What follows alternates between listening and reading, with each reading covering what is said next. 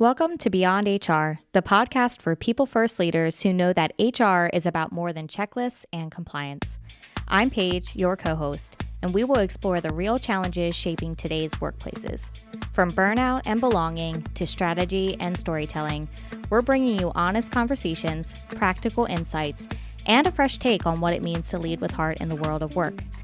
Before we dive into our episode, a quick shout out to Manpower for generously providing the space where we record Beyond HR.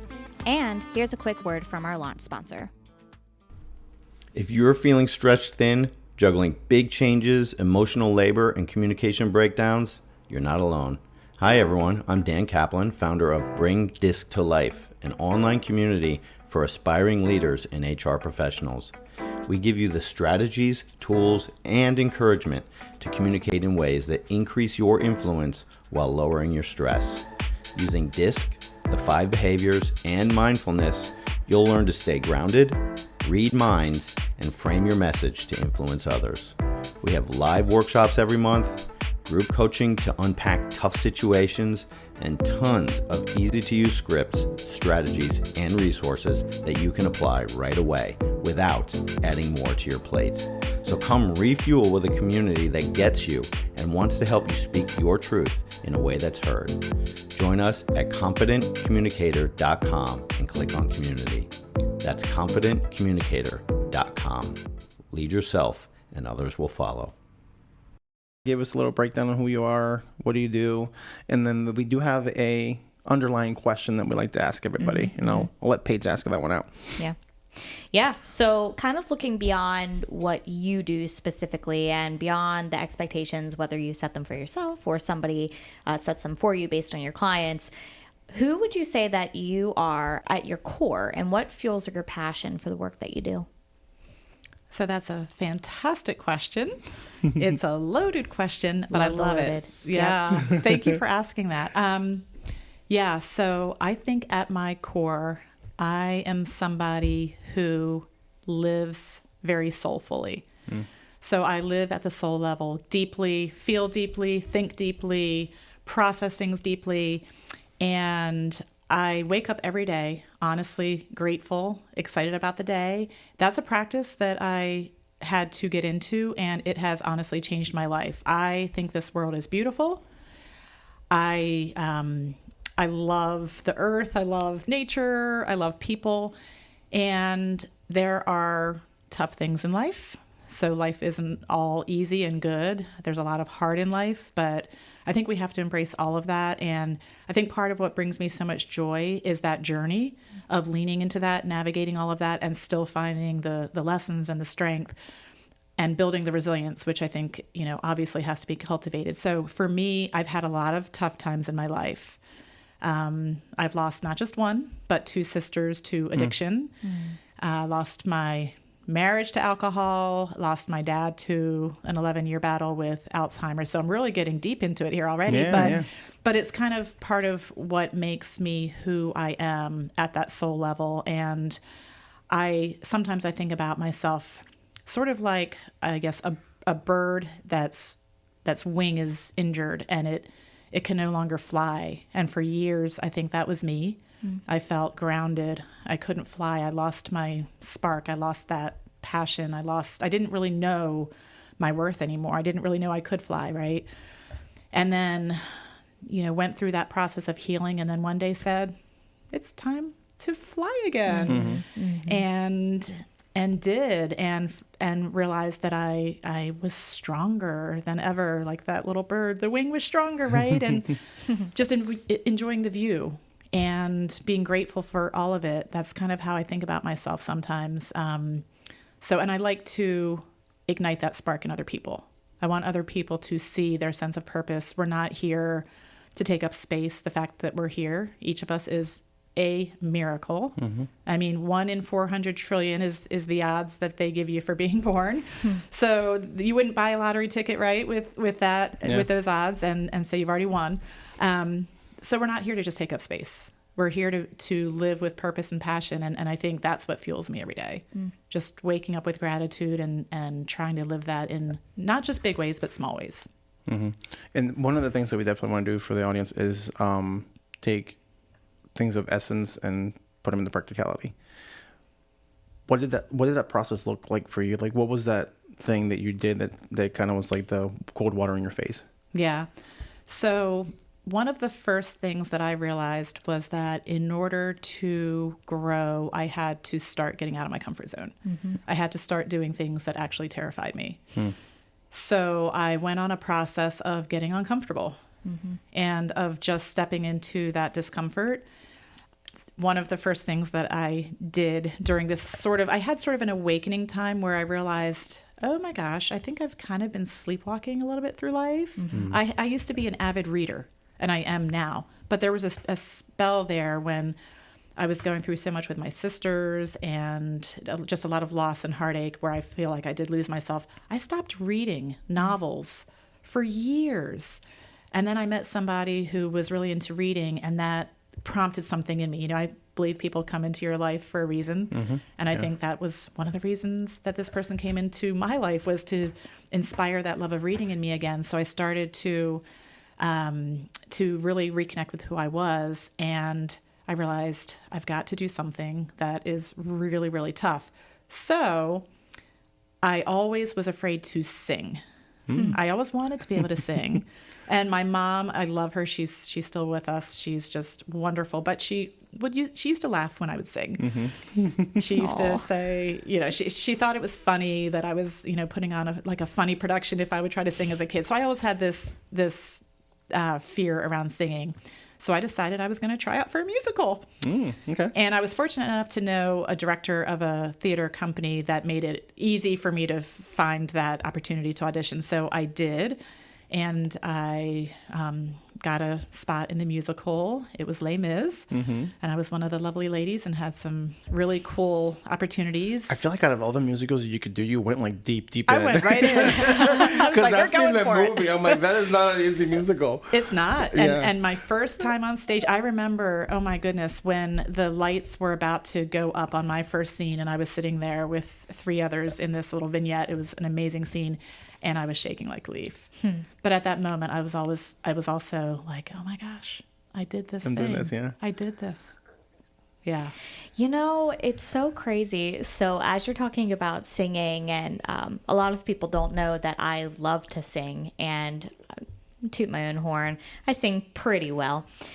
But I am terrified to even get up there during karaoke to sing. And it's so odd. And I'm like, you know, like you, shaking like a leaf up there. And then I haven't gotten up there for a very long time. And you wonder why. Yeah. You wonder why.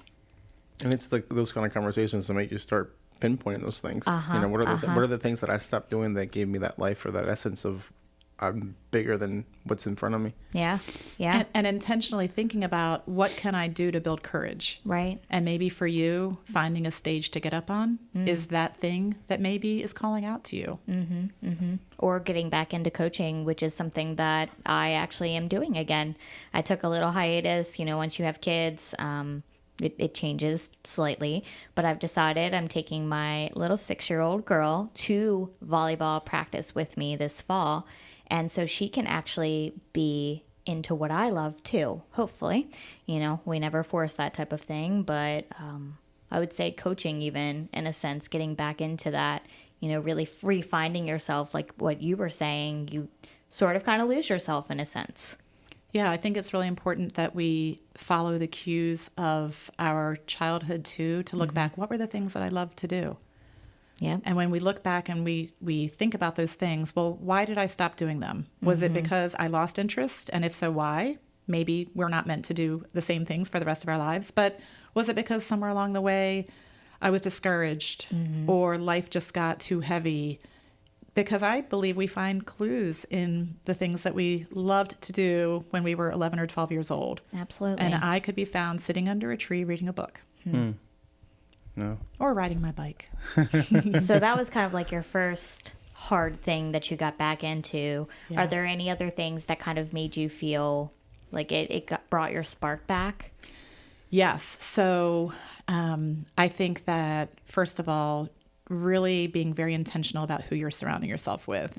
I had to make some very hard choices about who I was giving my time and attention to. Sometimes our social network just sort of happens. It just is who is in our path, and we create a circle around that. And that can be great for a season, but it doesn't mean that it's the people that need to be in your life for every step of the way. And I started to take a look at that, and I realized that I needed more inspiration. I needed to be around people who were going to stretch me to grow and who were going to be maybe a few steps ahead of me in some areas. So I became very intentional about becoming part of other groups of people who really had something that I admired, and I felt like I could learn from them, grow from them, give something back to them. But there are groups of people that every time I left them, I felt the world of possibility. I just felt like anything is possible. There's always a way. You can figure anything out. You have all these amazing connections and the support network. And now with everything that I'm doing now with my business, I have found that has never been more true, right? Just being around people. I just came from a coffee meeting with a connection that I also met at the meeting where I met you guys. And she's just a lovely, inspiring young lady. And we just meet to help each other. So that network, the people that you surround yourself with, I know that you're probably familiar with, and most listeners are with, Jim Rohn said you're the average of the 5 people you spend the most time with. Whether that's scientific fact or not, I don't know. Yeah. But I love the concept because I think that we do become like the people that we spend our time with. And to me, that has been hugely important. I know that it's the concept is really, it makes sense and it's easy. But one of the things that I realized too is that to be able to allow yourself to surround yourself with the people that you're speaking of, you almost have to be able to find a way of valuing yourself as a person to see that there's a value in being around those people. Because I feel like there's a lot of cliche words that as HR people we use all the time. And I feel like that's a concept that, oh no, surround yourself with people that are motivated. But if you don't feel like you're worthy enough to be around those people because either you're not experienced enough or because you're just not good enough or because the underlying childhood traumas that you drag with you, what is something that you would give, what nugget of knowledge would you give a person or practical how-to if that's their challenge to be able to see that I am worthy of being around these kind of people? Yeah, I resonate so much with what you said there because that was part of my journey of not feeling worthy and feeling rather insignificant. I remember I used to always feel less than the people that I was around. And the problem with that is that when we feel that way, we're really not able to engage with people authentically anyway, because we're there trying to resolve our own insecurities in every single interaction we have. So when we're talking to someone, subconsciously, even we're thinking, what do they think about me? Do I look okay?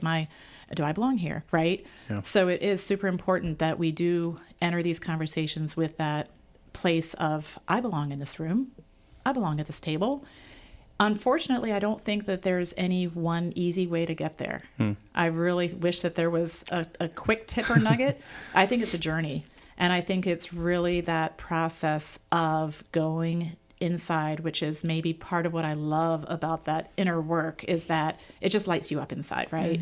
And you can't manufacture that. You can't fake it. You can't turn it on and off. It's who you are. But over time, I think part of going back to what I said about developing your courage and putting yourself into difficult situations, that grows your belief in yourself. That grows your courage when you're around inspiring people.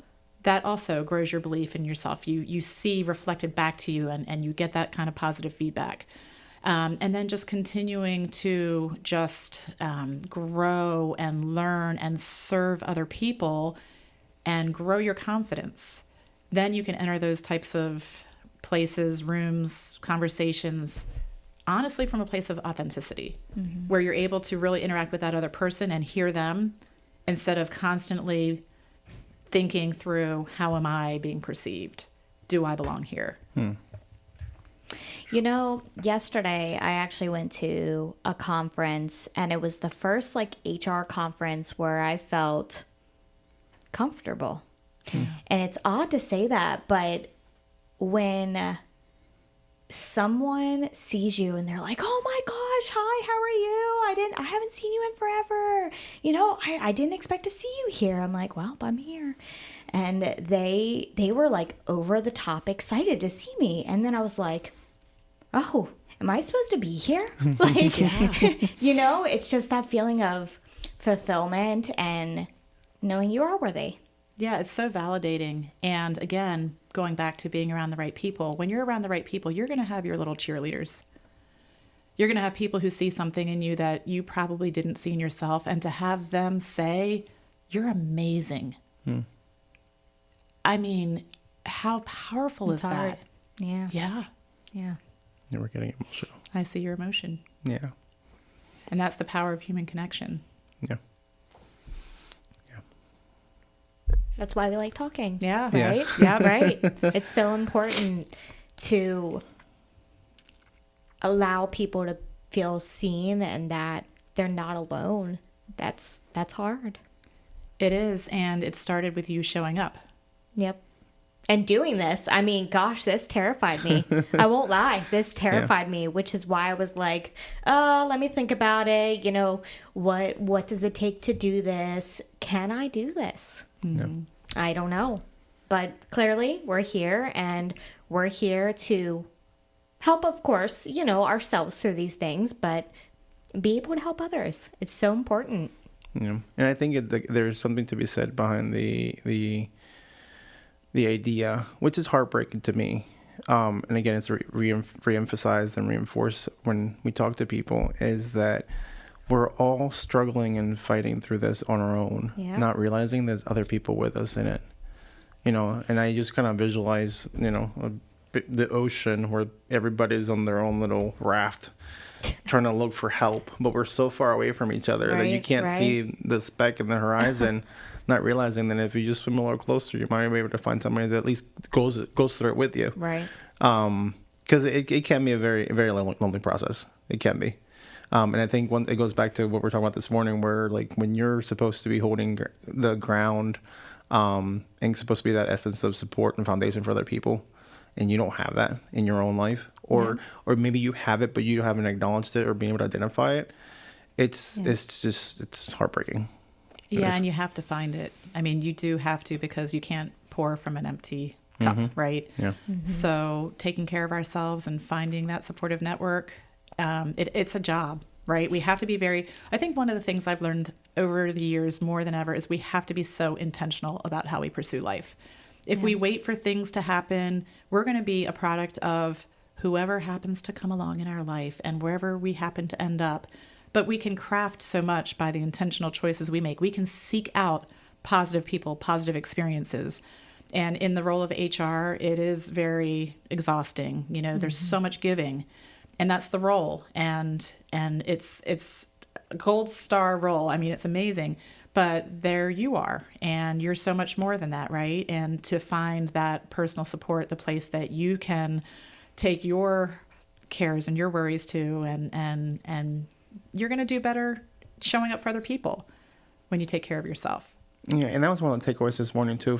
We just came out of a SHRM chapter meeting this morning, and it was a really good one. I must say, definitely. But one of the things that I took away from that meeting was the fact that whenever you force yourself to mentor someone else, that relationship mentors you. Yeah, the idea that concept came out because one, you're forcing yourself to seek out. Because I don't want to sound stupid to the person I'm supposed to be mentoring, right? Right. So it's almost like you're forcing yourself to seek out that information or seek out someone else that could teach you something to kind of pass on. Whereas it's so hard to find self-worth to see that you're worthy enough to learn something. It's almost like you come to me and say, hey, Will, I don't know how to do this. Can you show me? Yeah, sure. Give me a couple of weeks. Give me a couple of days. I'll get back to you. Search. Whereas I should be able to say, I need to learn how to do this for myself, you know? And we're talking about more than just, you know, policy implementations and handbook stuff. We're talking about like one of the big things is self-worth. I think that's across the board with any human being. You know, and we can talk about childhood traumas forever. But that's one of the things that, you know, I feel like it comes up in every conversation that we have, is that my 5-year-old teaches me more about myself than I feel like I teach her sometimes. Yeah. I think we're all walking around with the patterns that we have developed over the years. And some of them are ingrained, since childhood. We're all really just grown-up versions of that child. We're still the same person. We've just had many, many sleeps since then, right? You know? And so if you think back to who that person was and what they loved and where things maybe got a little messy, right? And start to unpack some of that. There's power in that. And to recognize patterns, that this is just something that became a pattern.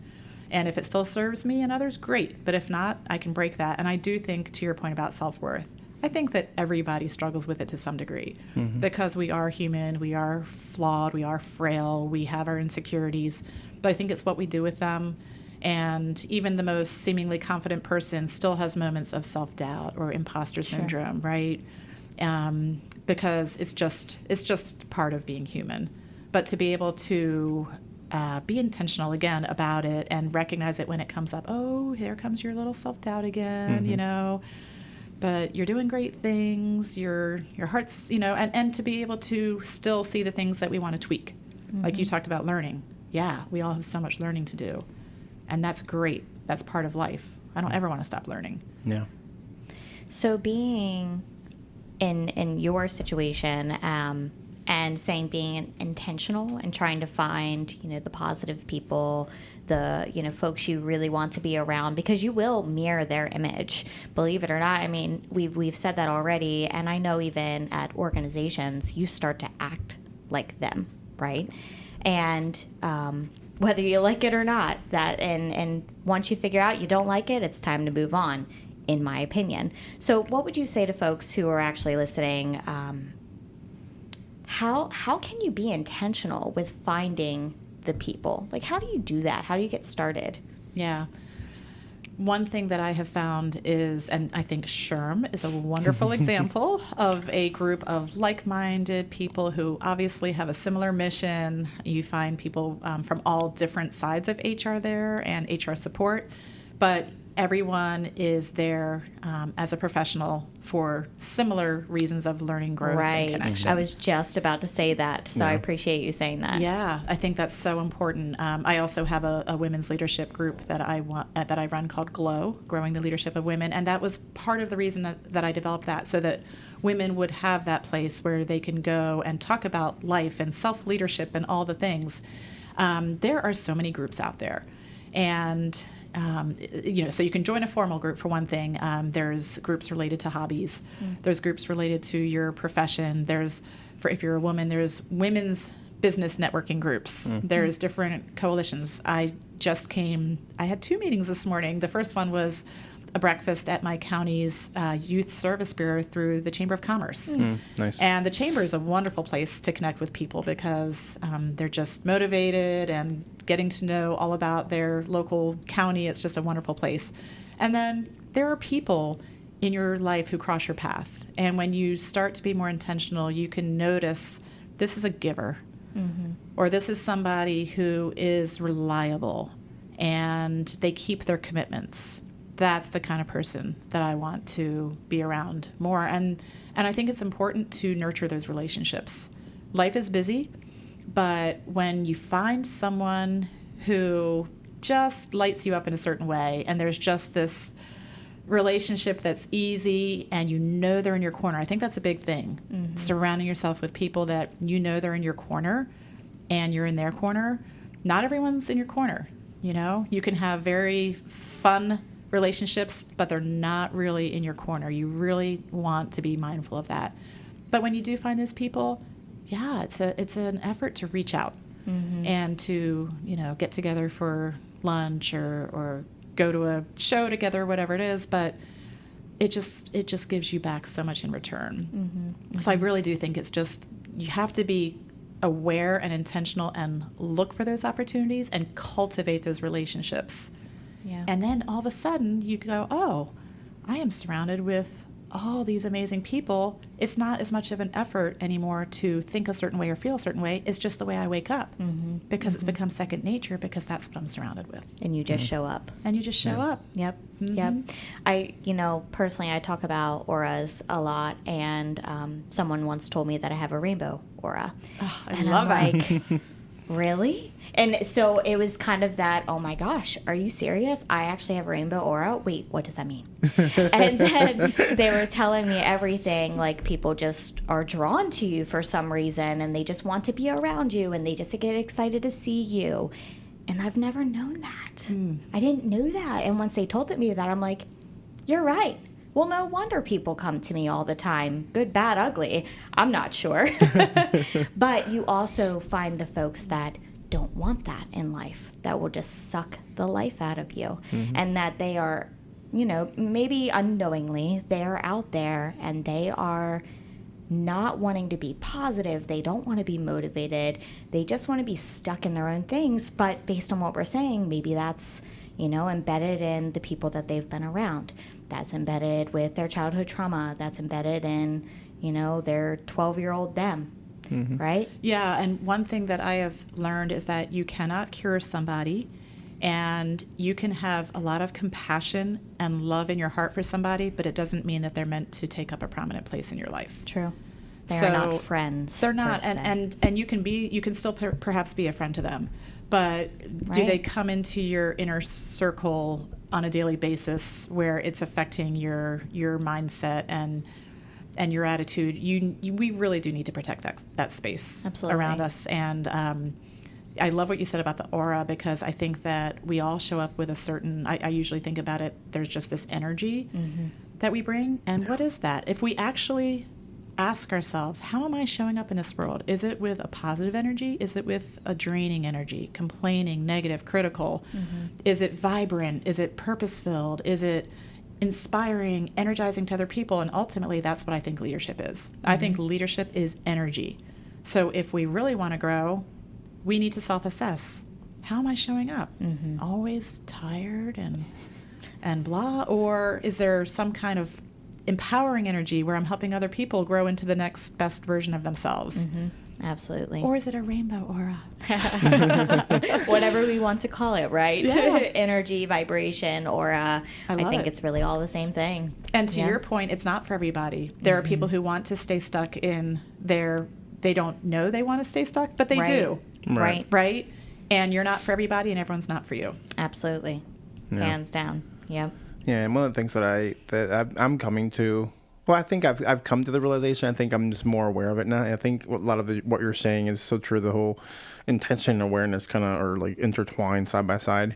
Is the fact that, and I've used this phrase a lot in my house with my wife. I say, I've come to realize that in HR, I am a spiritual leader in the workplace without realizing it. Wow. Because take away again all the compliance stuff, a lot of the energy transfer that happened between myself and employees, myself and supervisor, myself and my manager, it's very much more to a core principle. And one of the things that I unfortunately find myself a lot of times is I'm so emotionally depleted by the time I get home, because that transfer is so strong at times. Then I feel like that's where we call it burnout, but I think really it's just a spiritual drain or an energetic drain.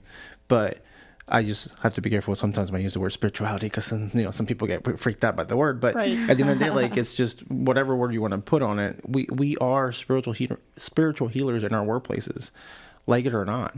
And to prior topics that we've had, if you don't like that responsibility, HR may not be for you. Right. Because like it or not, it's just part of what we're tasked, and kind of like in the great words of Spider-Man, with greater power comes greater responsibility. Yeah. We don't have a choice to say that we don't want to swing from, the treetops and help people out. Right.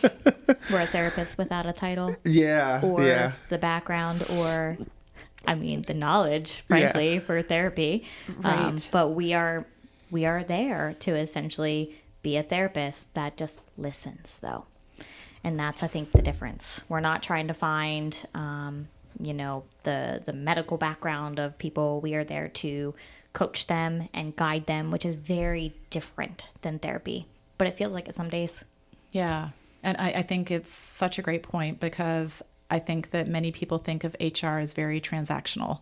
Right. And you're pointing out, not only is it not transactional, first of all, it's relational, and it's also spiritual. Yeah. And it taps into the core of who someone is and what they're coming into your office or the workplace with, because nobody's walking through those doors and leaving their personal lives and their worries and their headaches behind. They're bringing all of them to their role.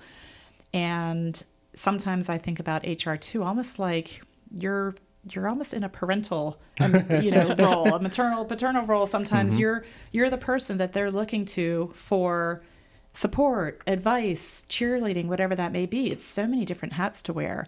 And that's where I think it really does come back to purpose. If you're not laser focused on your why for what you do, those days where you come home drained and depleted might be just overwhelming and crushing, right? But when you can tap into your why, and I love that, the spiritual healer, because that's a powerful why. Realizing that this is not only about compliance. This is about someone coming to me with a deeper need.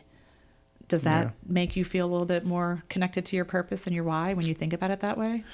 I know for me that phrase spiritual healer has been my why. I think recently, I would say probably, I think I've functioned some of those, the essence of that word I've done in some ways, but to your point, the whole awareness, like I feel like within the last year, that phrase has, been downloaded to my subconscious from, source, to where that's how I see it anymore. And I think for me, one of the biggest discrepancies is when that aspect of, I'm about to get emotional for a minute. That aspect of what I feel called to do, does it always align with our job? Right. And what we have to do, and then you get that place that you get put in where, oh, you don't care about people. Oh, that hits me every single time. Because in my mind, I'm like, that's all I feel like I'm trying to do is care about people. But the parameters of the job function don't always allow you to. So how can I show up in a different way while I'm still doing my job? And that's that I'm still racking my brain around that question. Yeah. Because it definitely is. Yeah, that's I'm still trying to figure that out. Yeah.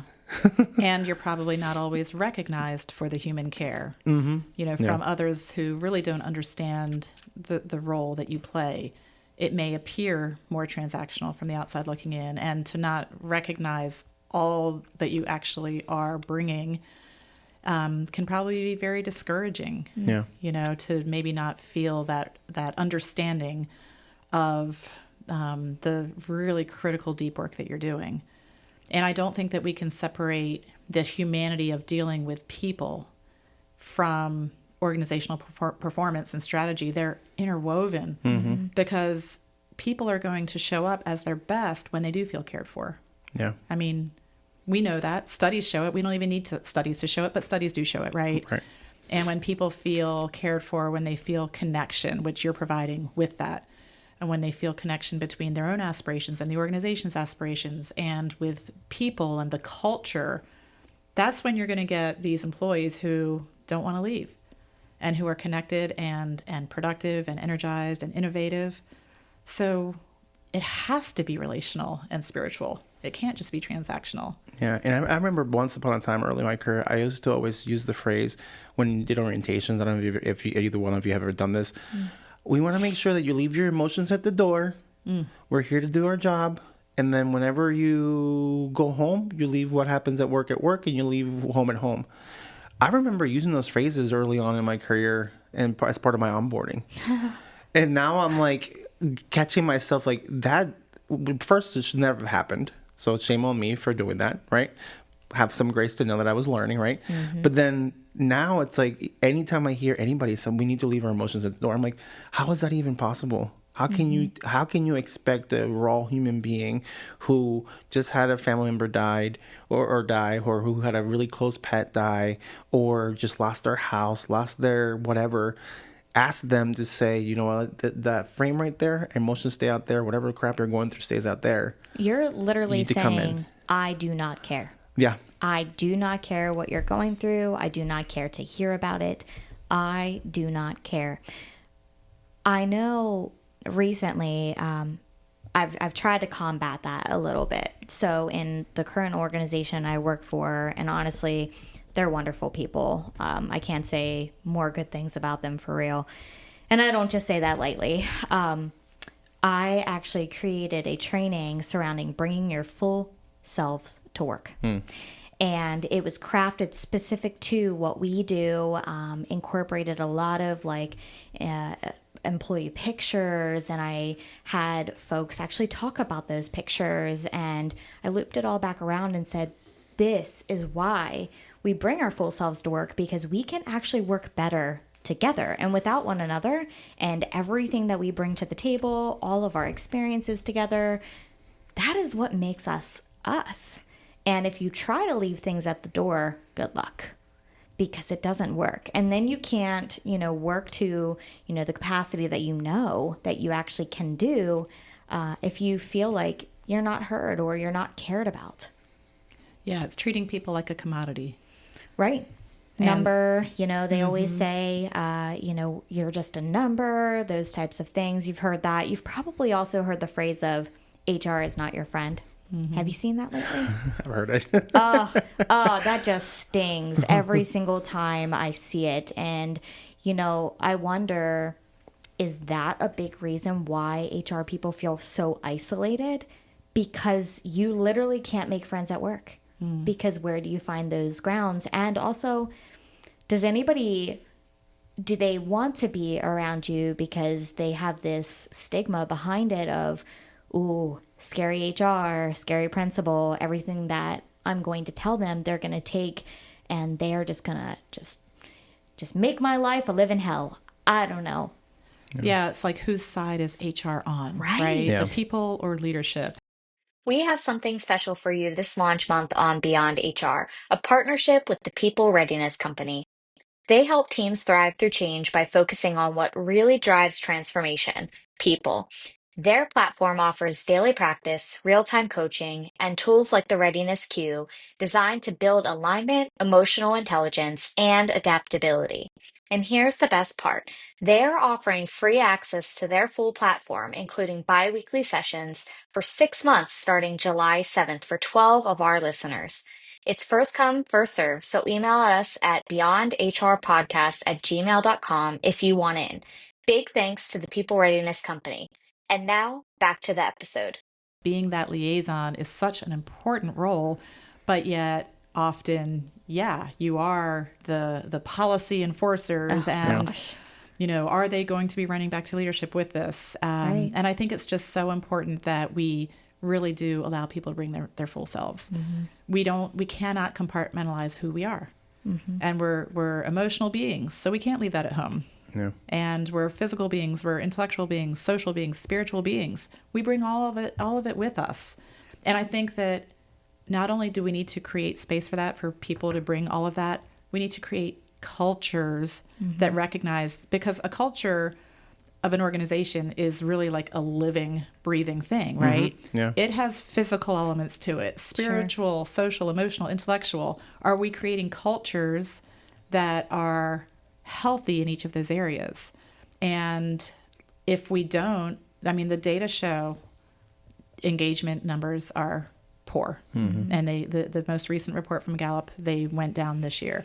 So they continue to decline. Engagement is a big problem. So it's not just because we care about people and we want them to feel good. It's not this fluffy concept. Yeah. It's an ROI concept. It's a retention concept. It's a performance, a productivity, a reduced costs, reduced turnover and sick leave and all of this. This is what it's really about. Yep. And providing that support for people to come where they can now do their job in this supportive environment. Yeah. And I know for me, like, I've always had that question, well, at what point there's that fine line between, company or employee? And one of the things that came back, in my mind was, if I can be a better version of myself as a leader, that by default takes care of the people. Therefore, I don't have to enforce, aside from the crazy things, enforce and have that perception that I'm here for the company. Mm-hmm. And that's so hard to do sometimes because, again, we're not making always the best decisions in who we put in leadership roles.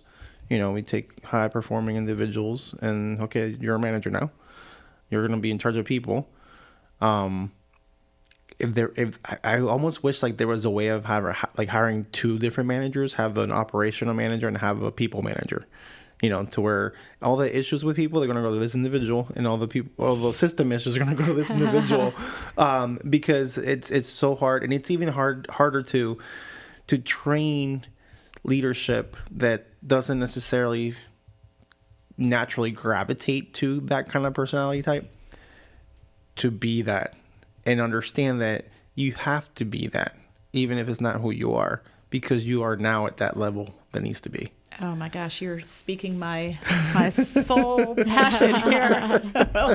Yeah. So, and first of all, one of the first problems you already identified, that people are moving into leadership positions who really have no real leadership skills yet. Mm-hmm. They might be able to manage tasks and processes, but can they really lead people effectively? That's, another question. Mm-hmm. The second thing is that many of them aren't even receiving training. The most recent report, I think it was 44% of managers said that they received some kind of management training. That means over half are not even receiving training in how to be a manager, let alone an inspiring leader, right? Right. And then I think the third thing with that is that it's hard to train a sustainable way of being into a person. You can go to a training program, maybe some of the skills will transfer, especially if you have mentorship or coaching.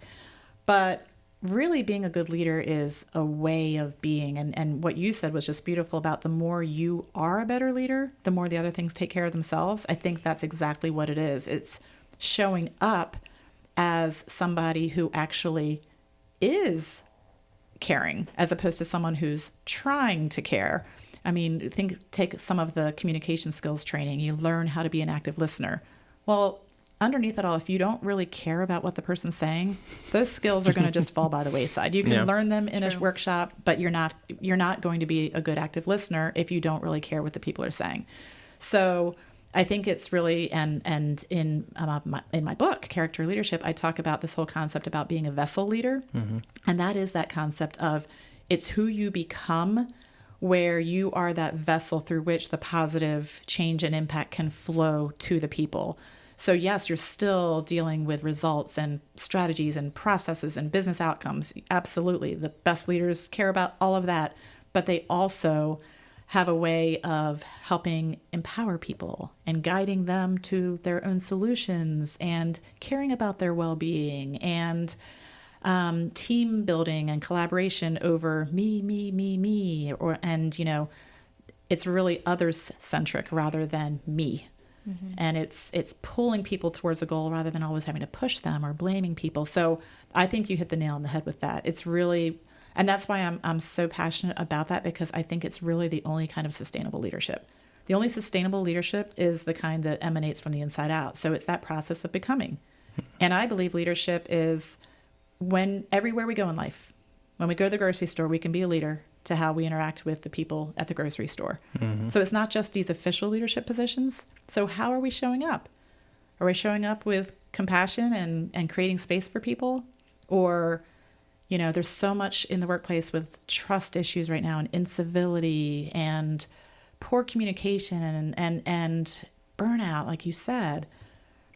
How are we as leaders contributing to that? Mm-hmm. Yeah.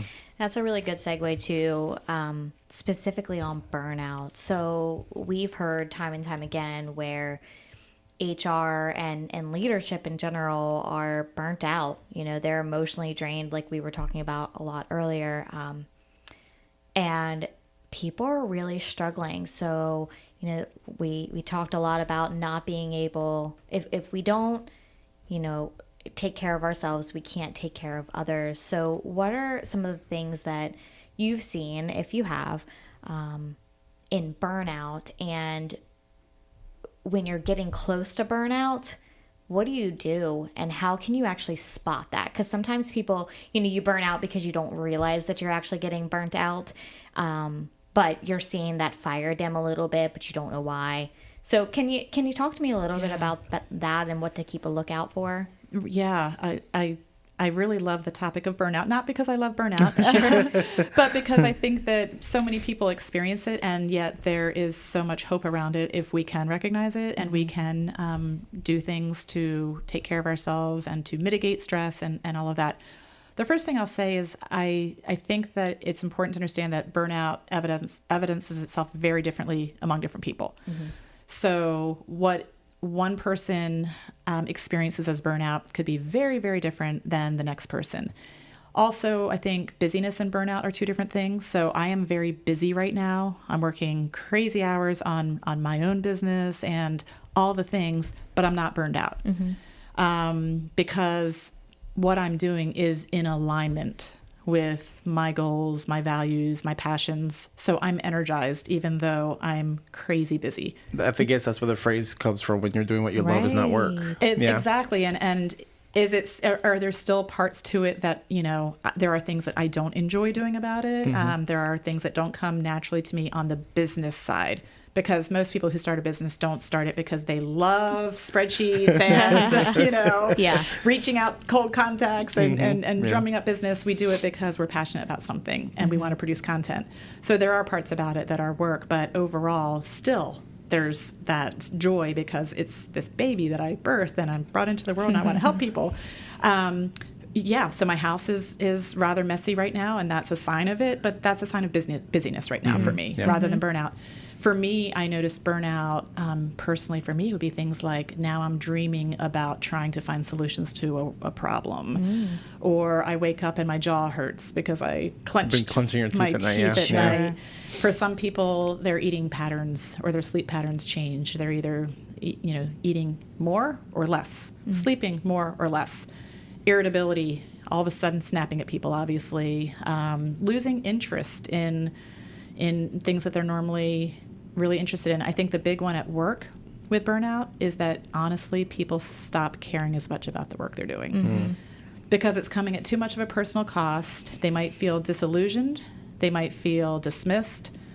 They feel like the level of effort they're giving is out of whack with what they're receiving from it, right? And so they just start to check out. And that's one of the big risks of burnout, is that people do start to check out. Because, I can see that in HR, actually. Now that you're specifically saying it, I see that a lot because you start to stop caring.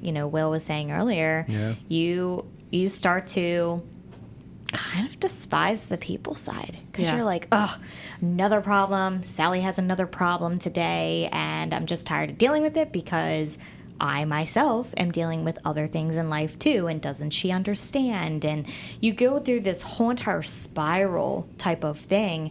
I see that in a lot of HR people. Yeah, they vent a lot because to one another, right? To those who quote unquote understand in a sense, because they don't feel like other people understand, nor could they tell other people what's going on in the workplace, right? Yeah. So, how do you combat that? Yeah, and you I can just hear with what you're saying, Sally just needs to get a grip. I've got bigger things to deal with, Sally. Sally, Joe, whatever your name is. So we forgot to put crackers on the vending machine, lady. Calm down. So sorry. Right, if only you knew what I'm dealing with in my own life, right? Yeah, here I have chocolate in my drawer. Would you like some chocolate? Yeah. But that's, for the lack of better terms, the frou-frou stuff that people are like, HR, transactional, they give us chocolate. Yeah. They give us a pizza party. But chocolate and pizza are fantastic. They are fantastic. Yeah. Now, if one more person says they just gave me a pizza party, I am going to scream because first of all, I do not believe that is a culture starter. And so when people actually say, let's just do a pizza party, I'm like, really? And so they don't see the behind the scenes of me even pushing back and saying, really? Is that enough? Come on now. Yep. Come on. It is pizza, though. I know. I don't know. Yeah. That's funny. Well, but so how do you combat that as HR and always being that person? Yeah, and it is just exhausting. It really is. It is exhausting. And I always think about, again, with coaching and the role that I'm in, is to find a way to still be the giver and the coach in the moment where I have my own things going on in life, Sure. right? But one of the things I have found that is really helpful is if you're clear on your values, you can always tap into one of them in those moments. So for example, let's say one of your values is compassion.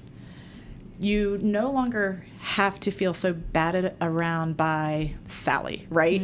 Because if your core value, if one of them is compassion, I encourage everybody to go through a process of identifying 5 core values, revisit it at the beginning of every year, make sure things are still in alignment because life changes and things become more important. But if you know your 5 values and one of them is compassion, in that moment, you can use compassion as your anchor. And you can say, well, it's one of my values, so I'm just going to be compassionate, right? Doesn't mean that you always have to feel compassionate. Sure. Right? But if you can just show compassion in the moment of, oh, I'm sorry, Sally, we'll fill that bowl right back up, right? I think sometimes that's the best that we can do is to just try to live in alignment with our values. And for me, one of my values, along with compassion, is integrity. So I have to stop myself sometimes and say, okay, integrity with that means here's what I do. It takes the guesswork out of how should I respond to this. Sure. Well, integrity says you do this. Compassion says you do that. Yeah. Right? So I do encourage people to really get in touch with their values along with their sense of purpose because it does help to navigate. It's sort of like a lighthouse. You see it there and you say, I have no choice. That's who I am. So this is what I'm going to do. But it doesn't mean that it's not exhausting on you. And that's where that self-care piece and it is important to have people to talk about it with, people who you can trust, someone in the home or a friend who gets it, right? It is so important that you're able to have those conversations because it is a form of therapy, really. All I've been hearing so far is intentionality. Yeah. What is that first step towards being intentional for somebody that has never even heard the word? Yeah. Yeah, I mean, there's a process that I believe we have to go through that is awareness building. So I actually went through and created a model that I use for myself. And really, in order to have different kinds of behaviors, we first have to deal with the foundational level. And so I call it the 5 essential states of being or the 5 essential states of leadership. And they all start with the letter A. And the first one is awareness. So building awareness around our own patterns, our own ways of behaving, our own ways of thinking, awareness of other people and their patterns and their ways of behaving and thinking, awareness about situations in life, right? But building that awareness, I think, is key. And then the other 4 A's are acceptance. And again, that's about yourself, others, and situations. Authenticity. How are we showing up authentically as who we are in the world and even with ourselves? And then abundance, the abundance mindset versus scarcity and fear and lack. And then appreciation, that whole sense of really showing appreciation to others, appreciating things about ourselves. So I think if we go on a journey of really exploring all of those things within us, it's a pretty good base for behavior because then, as you said earlier, who you are as a leader just kind of flows and impacts other people. So if we always try to go at behaviors, it's like stapling oranges onto an apple tree and calling it an orange tree. It's not an orange tree, it's an apple tree. And those stapled oranges are going to fall off. They're going to rot and they're going to fall off, right? It's what's at the roots. So, of course, there's other traits and everything other than the 5 I mentioned, but I think that they're kind of a good umbrella for all of them. Humility to me falls under authenticity, and integrity falls under authenticity, and all the things. So I believe that there are so many resources and wonderful thinkers out there that if someone really wants to grow, they can just tap into so many different resources out there and grow their awareness. And it is a journey. And it's a continual journey. So I'm on that journey, and I will be forever. And that's the way I want it to be. But I also know that when I reach the finish line at the end of life, I want to be going full force, right? I remember reading in a book years ago, there was the woman in the book said, I think it was a novel, and the way she said it was that she wanted to have that last piece of bread dipped into the last drop of oil, sipping it with the last sip of wine. And that's the way to go out. And I just love that, because to me, it's like you just give it your all. Leave no stone unturned in figuring out life and who you are and how you're showing up and your role and being there for other people. And just know that at the end of the day and at the end of your life, you left nothing on the table. And so it's that awareness and being awake and alert. And sometimes life creates that for us because we go through something. And suddenly it's like, oh, okay. You're like, ooh, that's why that happened. I gotcha now. Because I always have a saying of everything happens for a reason. Yeah. And I don't just say that. I mean, I have it tattooed on me, for goodness sake. I believe it. I believe it, and I don't know why it's happening at that moment, but eventually I'm going to figure it out, you know? And I truly believe it, and I always stand by it. And sometimes people get upset with me even saying everything happens for a reason. Now, am I going to say it when somebody passes away? Well, no. Yeah. You know, I know when to use that, but even somebody who may be stuck, right? And they are in the lows of the lows, and they just don't want to get unstuck. They don't know how to get unstuck. I think that's I don't know, 3/4 of the battle. You don't know how to get unstuck. And so going on that journey, like you were talking about, is definitely so important to figuring out why these things happened. Yeah, and being stuck is really just being in an unresourceful state. Right. And if you can come across the right person who helps you to see that, sometimes that's all that it really takes, or the right experience happens. I completely agree with you about everything happening for a reason. I have come to believe that more and more as life goes on. And there are so many lessons in everything that we go through. Life is not all rosy. You know, it's really 50-50 if we're being honest, right? And if you don't embrace all of it, then you can't really have any of it. Right. Or you're going to, lose half your life, right? Because the 50% that's hard and painful and just blah, it's part of life. So what I have started to say to myself, A, I completely agree with you. Everything happens for a reason. So what is the lesson in it? And B, if something happens or something maybe doesn't happen that I would like to happen, I say to myself, okay, I still had something to learn. It wasn't meant for me. Absolutely. And there's a serenity in that acceptance too. And that's that acceptance piece of the 5 A's. There is so much power in that peaceful state of acceptance.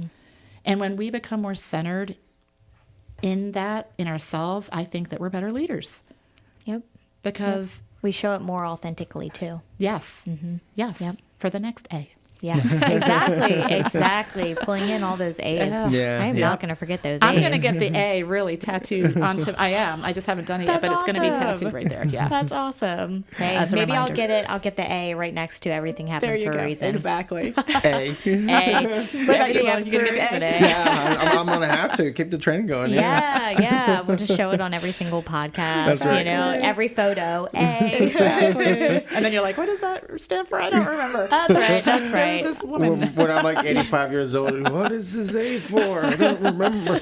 And now it looks like a Z or something. That's right. Allison with an A. That's right. Oh my gosh, that's funny. It does really happen to fit very well that my name starts with an A. Yes. I will say that. So I think the tattoo has to happen. I don't know what mine would be. P.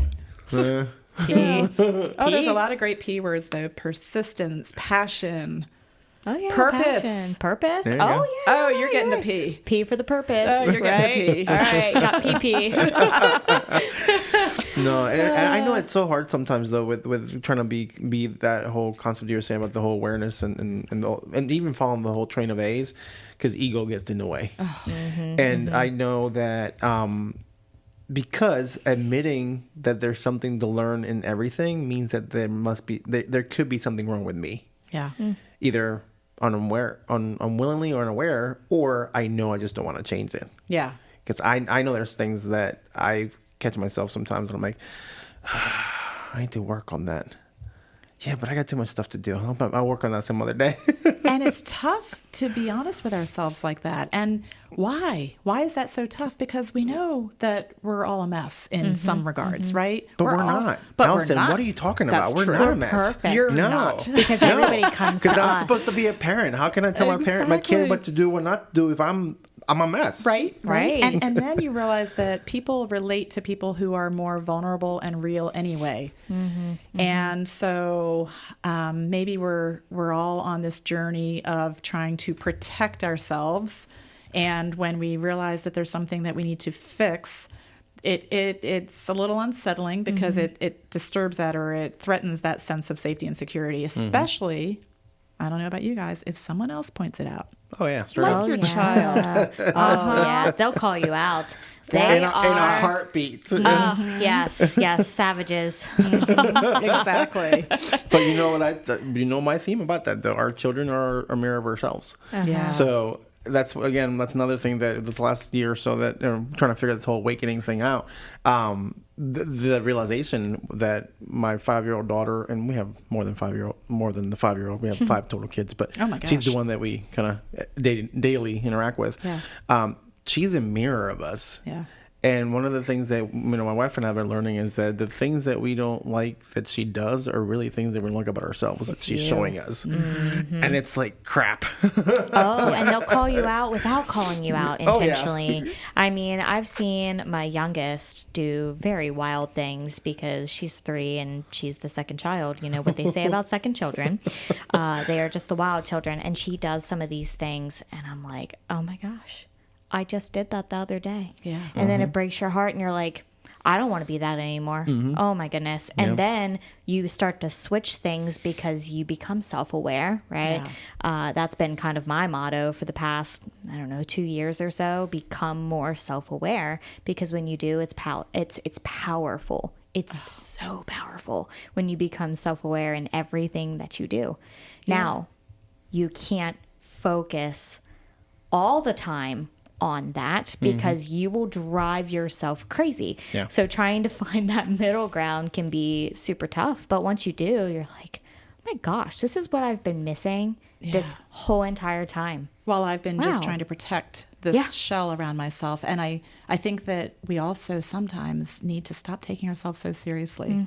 Like, it's okay. We've got great things about us. We got things we need to work on. That's called being alive, right? Right. And I think one thing that is also really important is that we find outlets to laugh. I mean, especially, we talk about HR roles and all the heaviness. Find people who make you laugh. Yeah. Find events where you can go laugh. I went to a great show, a theater show a few weeks ago. I had no idea that it was going to be a comedy. It was amazing just to laugh. And I thought, you know what? I need more of this in my life because I am a thinker. And I also love adventure. That's one of my values. But I'm not making enough time for it in my life right now. So I think we really have to make time for lightness. Absolutely. Just to be light because the days are heavy. Yeah. Yeah. If you're feeling stretched thin, juggling big changes, emotional labor, and communication breakdowns, you're not alone. Hi, everyone. I'm Dan Kaplan, founder of Bring Disc to Life, an online community for aspiring leaders and HR professionals. We give you the strategies, tools, and encouragement to communicate in ways that increase your influence while lowering your stress. Using DISC, the 5 behaviors, and mindfulness, you'll learn to stay grounded, read minds, and frame your message to influence others. We have live workshops every month, group coaching to unpack tough situations, and tons of easy-to-use scripts, strategies, and resources that you can apply right away without adding more to your plate. So come refuel with a community that gets you and wants to help you speak your truth in a way that's heard. Join us at confidentcommunicator.com and click on community. That's confidentcommunicator.com. Lead yourself and others will follow. Man, well, this has been honestly so great and really eye-opening, and I hope that our listeners find something out of this. But I think really the last question that I have for you before we go into telling us a little bit about your business, and if listeners could take away one powerful insight, one little nugget of knowledge from our conversation today, something that could truly help them redefine maybe their purpose and fulfillment, what would you say? Oh, it's so hard to distill down into one. I know. It's always the fun question. Yeah, we've been all over the map here. But, I really do think that I would just say, first of all, really think about how you're showing up in the energy that you are bringing to others and to yourself. What kind of energy is that? But more than anything, I think really be intentional and open your eyes to really trying to tap into more of what your purpose is. And I think about it for my life, it's like a jigsaw puzzle with many, many pieces. It's like the 1,000-piece or more puzzle. And through my life, I had like little sections done. But the more aware I become and the more intentional and the more I put myself in situations where I can really start to connect the dots, I'm starting to fill in more of those edge pieces and the corner pieces, and everything's starting to become clearer. And I think that I would encourage people to really sit down, think about what makes you overjoyed, what makes you angry as can be, what makes you blissful, what tears your heart apart. Because in those answers, you're going to find a lot about really what you're meant to be doing. And it's not always the big grand things. Sometimes it is. But even in your day-to-day, in your role, in your family relationships, I think that purpose is really about protecting what's sacred to us. So think about it. What is sacred to me? What would I go to the mat for? What is it that, and I'll just tell a quick story here because it's very personal to me this week. On what's day? Friday. So on Wednesday, I found out, and I can speak about it now just because it's been 2 days and I've cried all the tears, but a rhino that I interacted with and just fell in love with in Africa in 2018 was poached. Oh. And it's a big thing for all of us who were there together. Gomo. Oh, I have his bracelet on. Oh, I was wondering about the bracelet. That's Gomo. I brought that back from Africa with me, and now he's gone, and he was just an absolutely gorgeous 22-year-old rhino who was poached for his horn. And wow. You may recall that I am very passionate about animal conservation, particularly elephants. Yeah, I remembered. That's my spirit animal. Yes, they're amazing creatures. And the volunteer project we did in 2018 was elephant and rhino conservation. And I also fell in love with this rhino. But now this has lit something in me that, boy, watch out, because I didn't know I had that many tears left. I didn't know. It just all of a sudden hit me between the eyes of your purpose just became a lot bigger. I do what I can with conservation, but now it's like, so it doesn't mean that I'm going to be able to do something big right now with it, right? But what is that in me? What is that sense of compassion, and how can I translate that into my life here? And I think if people really think through that, what is it that is just going to bring out those most extreme emotions in you of bliss, joy, pain, sadness, anger, rage, and then translate that into what do I do with that? And how do I weave that into my purpose here on life?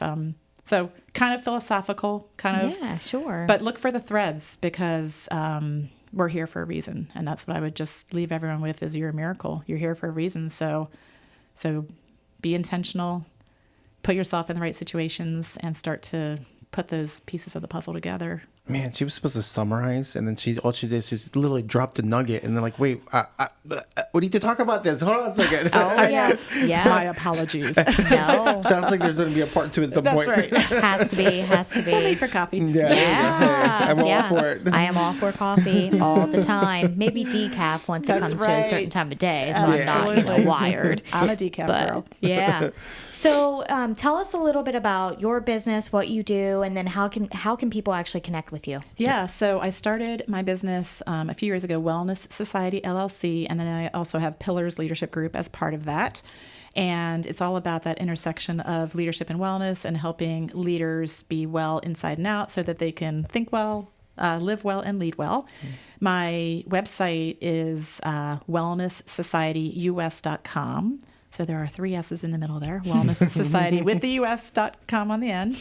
And my email address is Alison with 1 L, ALISON at wellnesssocietyus.com.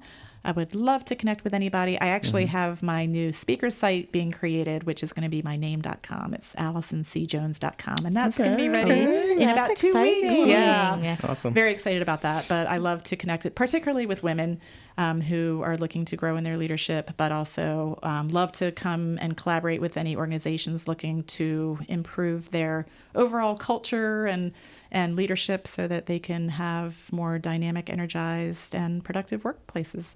Awesome. Now, outside of email, I know that you and I connected specifically on LinkedIn. Do you utilize that for I love communication? LinkedIn. That's actually a great place to connect. Love it. And Love it. It's just Alison with one L again, ALISON Jones. Got it.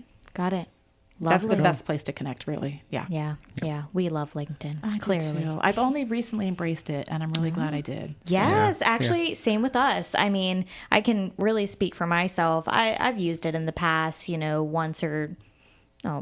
I would use it pretty often, but I wouldn't utilize it to its full capacity. And I've realized that the more that we are really launching this podcast and using it intentionally, like we were saying, it's actually coming up with all of the things that we need to see. Yes. And I think, Will, you compared it to the new car effect. When you buy a new car, you're seeing that new car everywhere. And you're like, oh my gosh, I thought I was one of a kind type of thing. Yeah. But I think it's also even not just that. For me, it's the awareness of being able to see other people that are going through the same experience, growing through the same experience, and almost like we're looking for that connection unknowingly until all of a sudden there's this tool that says, hey, this person's a good person to connect with. Yeah. Reach out. And I find myself, because again, my goal this year is to be in uncomfortable situations and put myself in places that make me squirm. So one of the things that I found myself a lot more is reaching out to random people on LinkedIn and saying, hey, I don't know if this means anything to you, but I feel compelled to tell you this or ask you this. Would love to connect. More often than not, there is that response back of, oh my gosh, yeah, I was thinking about the same thing. Or I would love to talk to you, learn more about it. And it's one thing that a year ago, 2 years ago, I would have been like, nope, I am not doing that, because who's going to really want to talk to me about anything? Stay safe. Yeah. Well, and the thing about that too is that when you do it, regardless of the response you get, you know that even if they don't respond, this is what I want to do and I'm going to do. Then it takes all the pressure off, and you're not responsible for whether they respond or not. You're just responsible for trying to put something good out there, which is a connection or a compliment or, I love that. And I learned yesterday from one of the speakers. His name is Bobby Audley. He actually has a podcast himself. I think it's 50 Coffees or something to the effect of that. He was a wonderful speaker, and he said people don't crave communication, people crave connection. Yes. And so when you're connecting with them and you're actually putting a authentic note in there, they will connect with you. People will talk with you. You just have to ask. Yes. And be uncomfortable asking. Yep. Because the more you do it, the less uncomfortable you're going to be. It'll become a norm. And it's not salesy. It's nothing like that. No. You're just truly trying to connect with the folks because you know that they have more to offer than what's just on that screen, right? Right. Yeah. Yep. You're just trying to put value into the world. Exactly. Whether it's a connection or whatever it is. And when you know that, then it just removes all of the barriers. Right. Yeah. Well, Alison, thank you so much for being here with us. Thank you for having me. For the grace and the positive energy transfer that's happening in this room. Yes. We're so glad. Thank you. We're Thank very you for thankful. having me. Yes. I think we connected. Yes. Yeah, absolutely. And if we didn't, I'd be like, I don't know what happened. And clearly, I'm just wrong in everything I do. No, but thank you so much. We definitely appreciate your time too. Obviously, Absolutely. taking some time away from your day and Yeah. It's my pleasure. your crazy meetings. So. Thanks for tuning in to the Beyond HR podcast. We hope today's episode inspired you to reflect and grow in your own HR journey. Connect with us on LinkedIn, Facebook, Instagram, TikTok, and YouTube at Beyond HR Podcast. If you found value here, share it with your fellow HR professionals. Until next time, keep making an impact on yourself.